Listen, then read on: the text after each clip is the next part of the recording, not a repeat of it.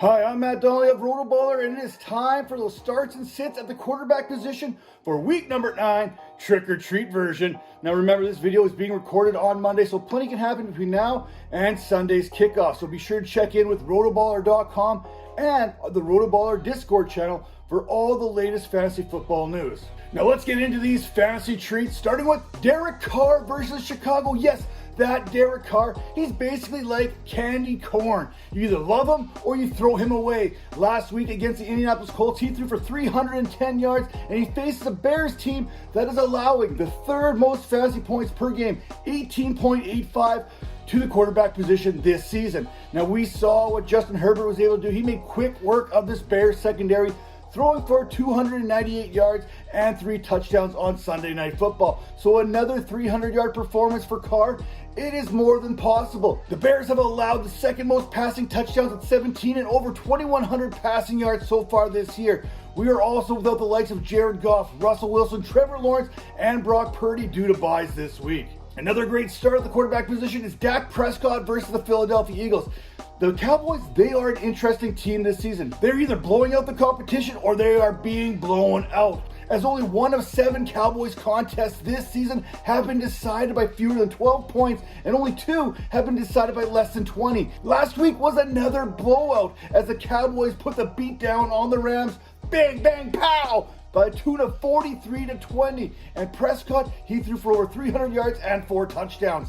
Philadelphia, they are tough on paper, but in fantasy, that's another story altogether. Last week, Sam Howell had 4 passing touchdowns and finished just 3 yards shy of 400 against this Eagles team that is allowing the third most fantasy points to the quarterback position this season on a per game basis, 19.94. And quarterbacks, they are throwing a 4-to-1 touchdown to interception ratio against this Eagles secondary, which many fantasy managers will be glad to take. Speaking of Sam Howell, he's got another great matchup against the New England Patriots this week. You can either go with him or you can even stream Mac Jones. I don't care. Both the Commanders and the Patriots defenses, they stink and they rank inside the top 10 when it comes to fantasy points allowed to the position. And the Commanders, they are the worst when it comes to this all, having allowed 10 passing touchdowns in the last 4 weeks. But Howell, he's also coming off a career game against the Eagles. Against that Eagles team, Howell completed his first 24 passes. And if he can find a way to limit those interceptions 8, then we can start talking about Howell as a potential to remain as a QB1 in fantasy the rest of the season. That's right, his passing numbers, they are equal to Jalen Hurts.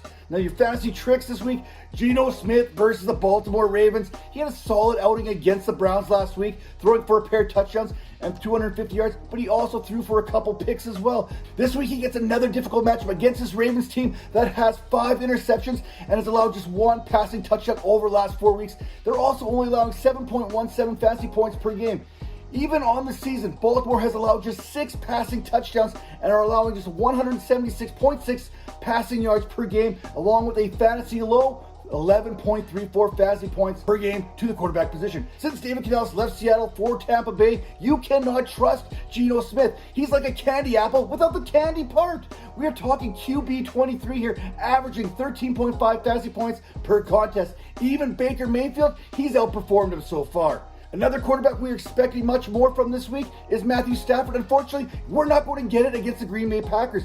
Just when you start trusting Matthew Stafford, he goes out and basically TPs my entire house. Last week against the Cowboys, Stafford went 13 of 22 for 162 yards and a touchdown along with an interception. While a matchup against a 10th ranked fantasy defense against quarterbacks is less than ideal, it's the injury to Stafford's thumb that is cause for concern. It looked like that thumb had a target on it against the Dallas Cowboys last week, taking multiple hits in that area, forcing him in and out of the game. Be sure to monitor Stafford throughout the week. I mentioned that the Packers are top 10 defense this season. Well, over the last 4 weeks, they've been even better, allowing just 12 fantasy points per game to the quarterbacks. And finally, you're also going to sit, and this one hurts, CJ Stroud versus Tampa Bay. Stroud, he was disappointing last week in a loss to the Carolina Panthers. A grudge match, if you will, where he had no ill will against a team that decided to choose Bryce Young over him at last season's NFL draft. He put up just 12 fantasy points. Rebounding this week is going to prove to be difficult against a Tampa Bay Buccaneers defense that has settled into a nice groove over the last 4 weeks, holding opposing quarterbacks to less than 12.5 fantasy points per game, which is the 8th fewest over that time. Tampa has allowed just 2 touchdown passes in the last 4 weeks. That further complicates matters. So once again, here are your starts and sits blitz at the quarterback position.